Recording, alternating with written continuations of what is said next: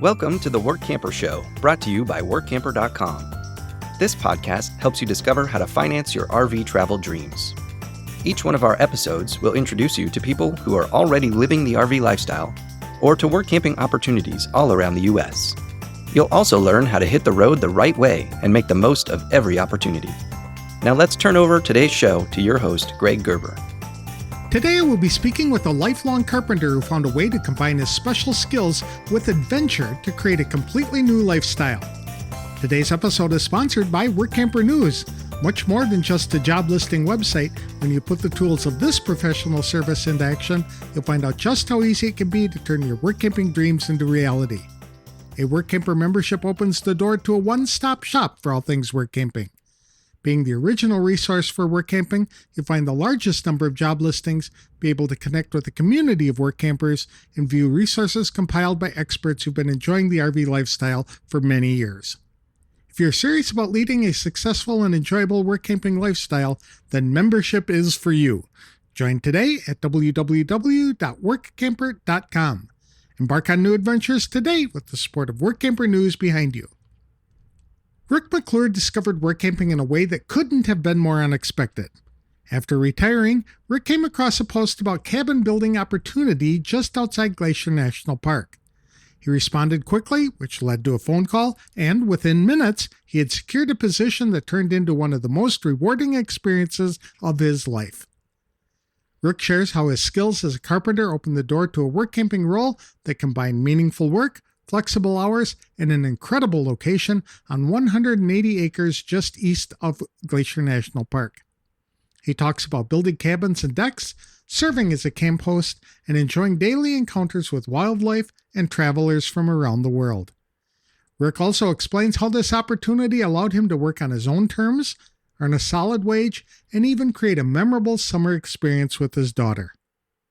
If you've ever wondered how your existing skills could translate into a work camper lifestyle, or how one opportunity can lead to many more, Rick's story is a great example of what's possible when you simply take a chance and say yes to work camping. To tell us more about his experiences, please welcome Rick McClure to the show. Thanks for joining me today, Rick. I really appreciate the time. How did you get started in this work camping adventure? Thanks for having me, Greg. So how I got started was I was on Facebook on a Sunday evening and saw a post on work campers where I saw your post for this interview. Anyway, I was the first one to respond. The guy posted some pictures of a cabin he was building and the surrounding area, and it's just outside of Glacier Park on the east side. So all I commented was, I can build that.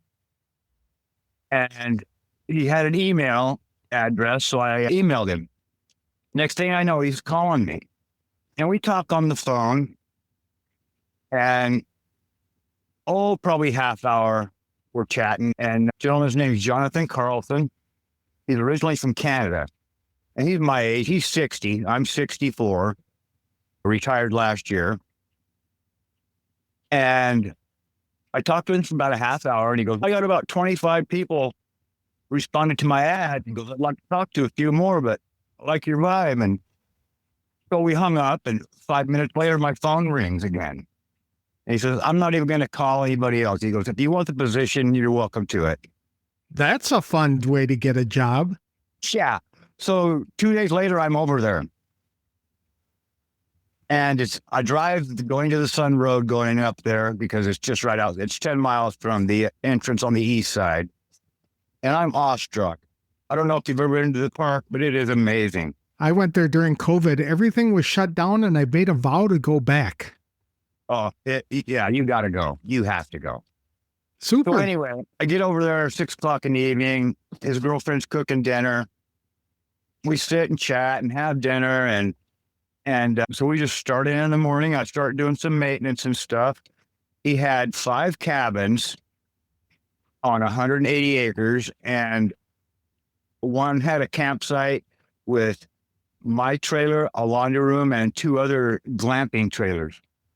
And so I stayed there, and that was my little area, but I took care of all the maintenance on all the cabins. Okay. And The one he was building, he had frame, but he didn't have the roof done. So we finished the roof, and I built the decks. I built the lower deck in one day and the upper deck in the second day. And they're 22 by 5 feet wide, 22 feet long, 5 feet wide. This guy was amazed. He didn't know what he was getting. He didn't know me from Adam. And he's, holy cow, wow. I'm like, yeah, this is what I do, dude. How long had you been a I've been carpenter? all my life. All my life. That's all I did. Build stuff. Super. We get going, and within a week, he invites me back for the next year. Okay. And I'm like, I'm here, dude. Yeah, I'm here. He goes, you're welcome as long as you want. And so he didn't expect to get the cabin finished, but we did finish it and had people staying in it. Yeah, at the end of the season, which was great. I was there about 3.5 months. And my main gig was to build that cabin. That was his main priority. And I had about, maybe he wanted about 10 hours worth of work around the campsites, which was nothing. I had a big power weed eater, push around, and I'd change water filters and this and that, and make sure everybody had what they needed, because I was the camp host. And so that was really cool. It was just a great experience. And I met people from everywhere.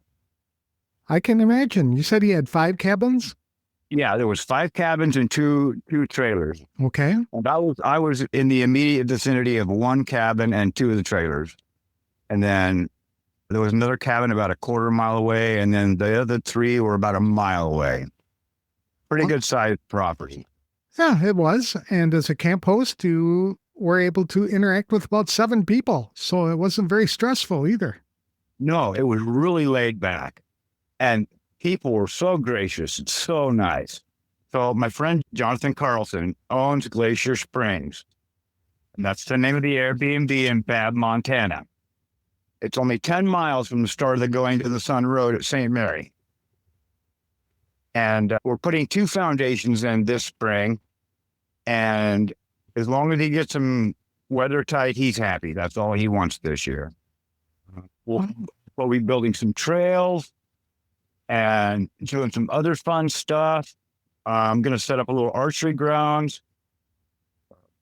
Just throw some little ideas out there. We did a lot of little projects last year. We ran a mile-long water line from the bottom to the top well, because John's real thick and he wanted that water everywhere, which it's great water. There's animals running everywhere. What are some of the animals that you've been able to see? Just in the campsite, I saw white-tailed deer, moose. I had a little bunny rabbit that hopped around my camp all summer. I saw fox, marten, saw grizzlies on the place twice. It's just amazing. There's everything up there.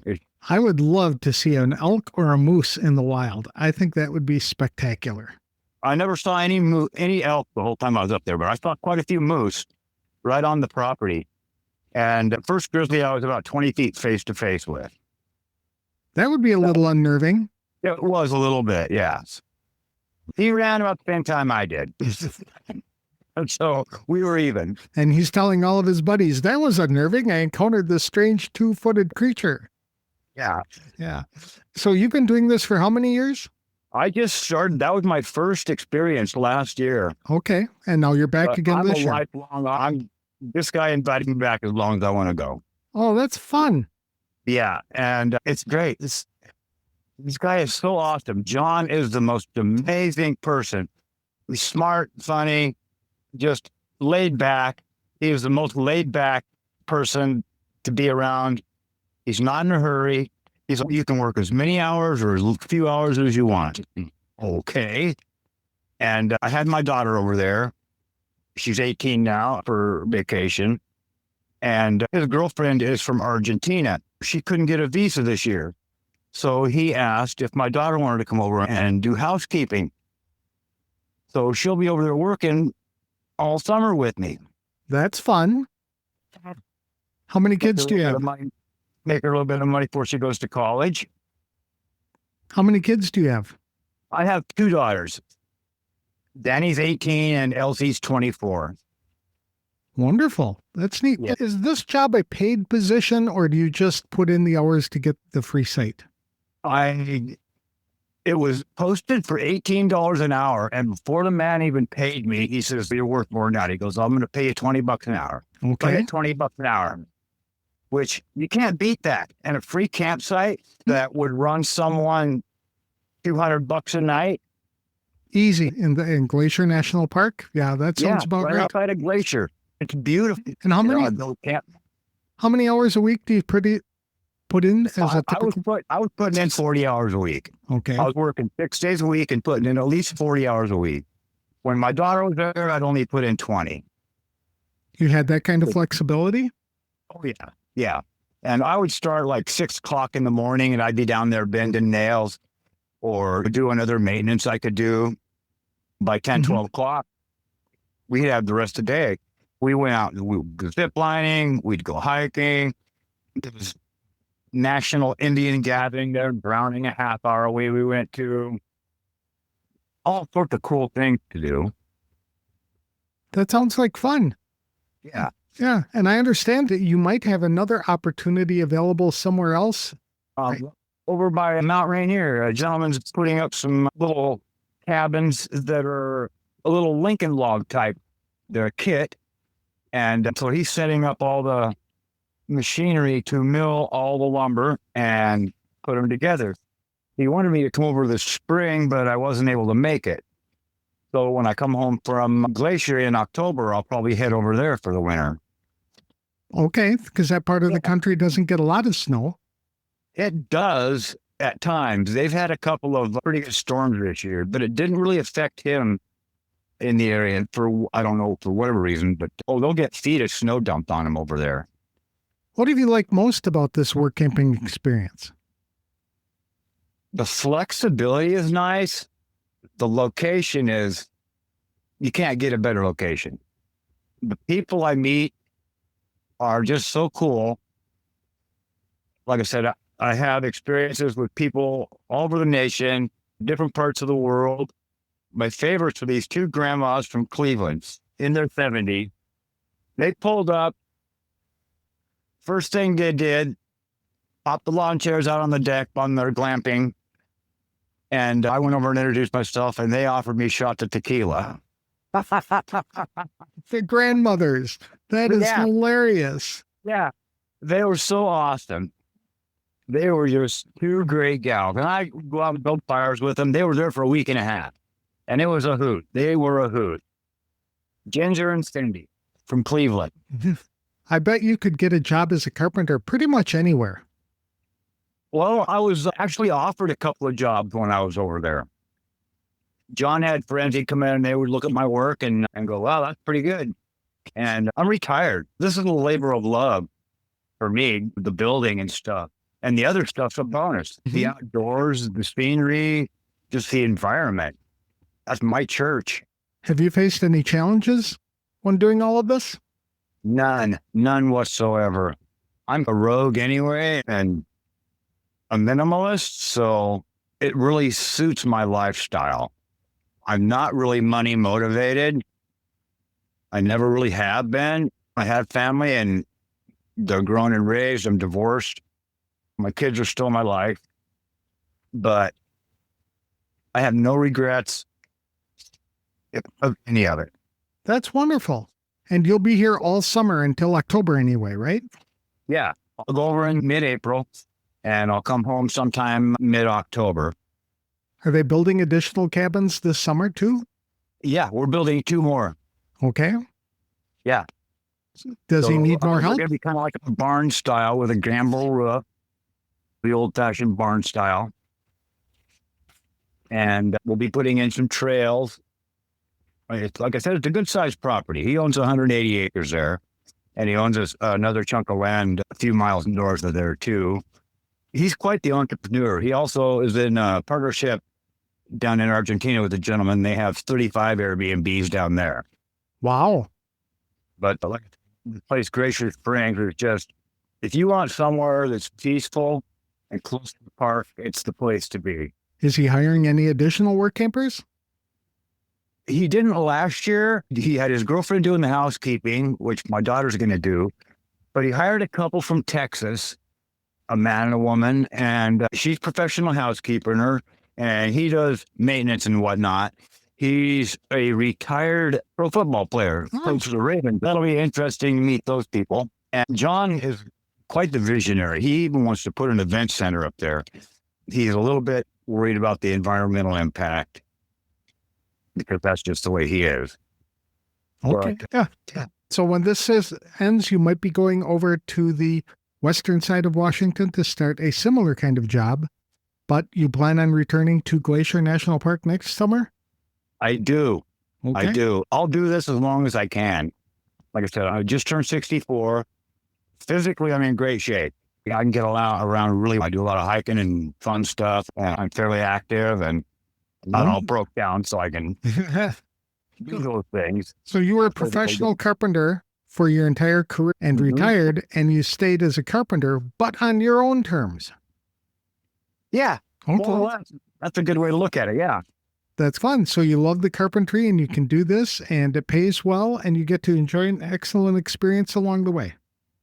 Yes. If you had to start over again, is there anything you'd do differently? No, there's not. Because I just went into this flying by the seat of my pants, which is my style. And it's worked out just amazing. I couldn't have asked for a better fit. I really couldn't have. You told me that you have an RV, but this position gives you housing that you could use instead? Yeah, he has a 24-foot travel trailer I stay in over there with all the accommodations. I have Starlink, Amazon Prime. I have a TV, but I never turned it on the whole time I was over there. But you have an RV of your own? I do. I have a 24-foot travel trailer. Have you been to any fun places with that? No, just locally, camping, fishing, stuff like that. Okay. I haven't really taken on any major road trips. Is there any advice you'd give to people who are contemplating whether the work-keeping lifestyle would be for them? My advice to anybody who would want to do this was to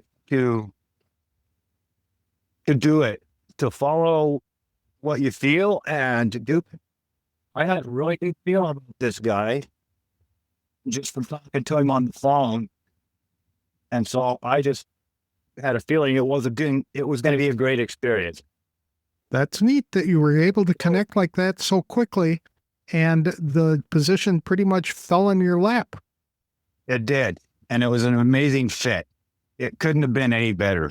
And John, like I said, he praised my work. He was so happy. The cabin turned out beautiful. It's all tongue and groove pine inside. I made my own trim. I made my own stair treads. It was just fun. It was so fun. That's neat. And then this summer you get to spend it with your daughter. It couldn't be better. I know. That's so cool, dude. If people wanted to connect with you and ask you questions about what you're doing, is it possible for them to do that? Yeah. Hey, I'm open. Anybody can talk to me. I'm on Facebook at Ricky Rooster. I live in Pasco, Washington. So how'd you get the nickname Rooster? It was a derivative of Ricky Roo, which was what my ex-wife used to call me. Okay. So it goes back quite a ways. It does. It just derived into Ricky Rooster over the years. And that's been my term of endearment for quite some time now. You wanted to thank the owner and tell him what you had done or what he's done for you? Thank you for everything, Jonathan. You're the greatest man that I have met in a long time. You're my best friend. As a token of his appreciation, Jonathan is taking me to the Indianapolis 500 this spring. That's what kind of a guy he is. That'll be a fun experience. You're flying out for the week? Yes, we're flying out on a Thursday, staying until the Monday after the race. We have pit passes in the whole 9 yards, so it's going to be a hoot. I got to attend a NASCAR race a couple of years ago, and it came with a pit pass, and that was absolutely amazing. I hope you have a great time. Thank you so much. I'm sure I will, Greg.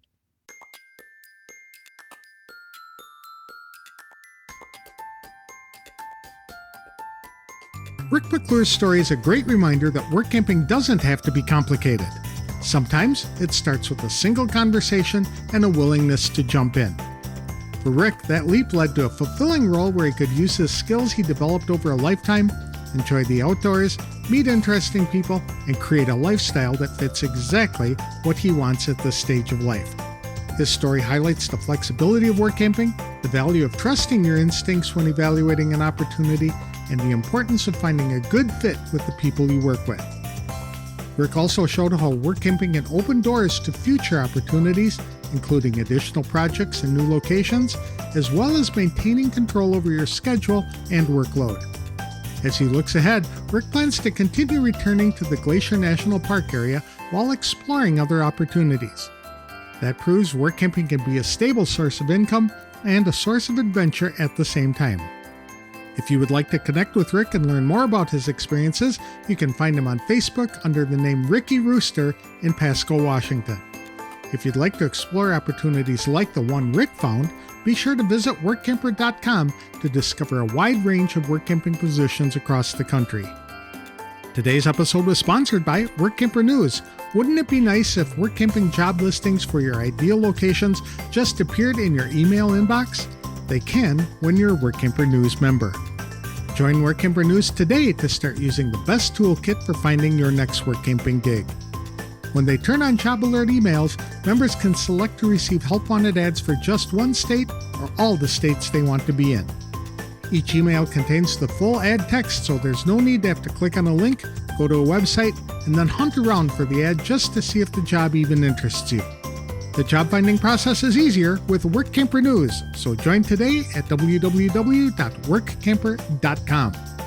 That's all for this week's show. Next time I'll be speaking with a woman who makes a good living as a Workamper by traveling to places she wants to visit and applying protective coating to RV roofs.